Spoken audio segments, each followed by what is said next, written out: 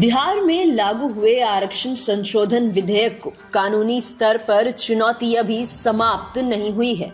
कानूनविदों का कहना है कि अगर 75% आरक्षण वाले कानून को सुप्रीम कोर्ट में चुनौती दे दी गई तो इसके गुण दोष की समीक्षा नए सिरे से करते हुए कानूनी मानकों पर परखा जाएगा।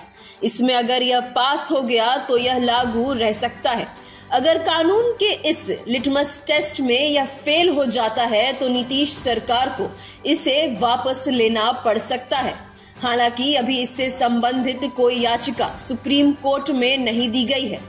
हाई कोर्ट के वरिष्ठ अधिवक्ता शमा सिन्हा का कहना है कि अगर 75% आरक्षण कानून सुप्रीम कोर्ट में चुनौती दी जाती है तो अदालत इससे जुड़े 3 पहलुओं की पड़ताल करेगी।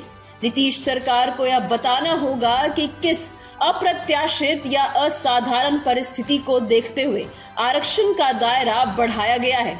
जाति आधारित आरक्षण को लेकर कुछ वर्ष पहले ही सुप्रीम कोर्ट ने 1992 में इंदिरा सहनी के एक मामले में सुनवाई करते हुए अधिकतम 50% की सीमा को निर्धारित कर दिया था। हालांकि इसमें यह भी कहा गया था कि किसी असाधारण या अप्रत्याशित परिस्थिति में इसे तोड़ा जा सकता है। ऐसे में नीतीश सरकार को इस परिस्थिति के बारे में विस्तार से कोर्ट को बताना होगा। इतनी मजबूत दलील देनी होगी कि 65 जातिगत फीसदी आरक्षण की नई व्यवस्था पूरी तरह से सत्यापित हो सके। इसके अलावा आरक्षण को लेकर सुप्रीम कोर्ट के स्तर से निर्धारित सभी मानकों के आधार पर इसे परखा जाएगा।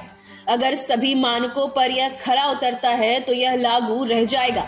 साथ ही सुप्रीम कोर्ट यह भी देखेगा कि आरक्षण की यह नई व्यवस्था कहीं से संवैधानिक मानदंडों या दायरों का हनन तो नहीं करती है।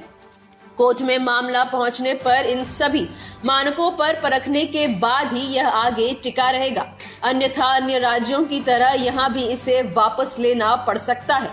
अतिरिक्त आरक्षण या किसी खास जाति विशेष को अधिक आरक्षण देने के प्रावधान को कई राज्यों ने लागू किया था, लेकिन सुप्रीम कोर्ट में इसे चुनौती मिलने के बाद संबंधित राज्य सरकारों को इसे वापस लेना पड़ा। कुछ राज्यों में इससे कुछ संशोधन करके भी लागू किया गया है। इसमें झारखंड, कर्नाटक, महाराष्ट्र, छत्तीसगढ़ जैसे कुछ राज्य खास तौर से शामिल हैं। हाल में मध्य प्रदेश सरकार ने ओबीसी आरक्षण को 14% से बढ़ाकर 27% करने की घोषणा की थी। इस पर सुप्रीम कोर्ट ने सरकार को नोटिस जारी किया था। महाराष्ट्र में मराठा आरक्षण के राज्य सरकार के आदेश और छत्तीसगढ़ में 4 वर्ष पूर्व ओबीसी आरक्षण को 14 से 27% करने के सरकारी आदेश को सर्वोच्च न्यायालय ने रद्द कर दिया था। छत्तीसगढ़ में आरक्षण की सीमा बढ़ाने की घोषणा करने से 82% तक आरक्षण कोटा पहुंच रहा था। हालांकि इस वर्ष सुप्रीम कोर्ट ने छत्तीसगढ़ में 59% आरक्षण की सीमा को मंजूरी दे दी है।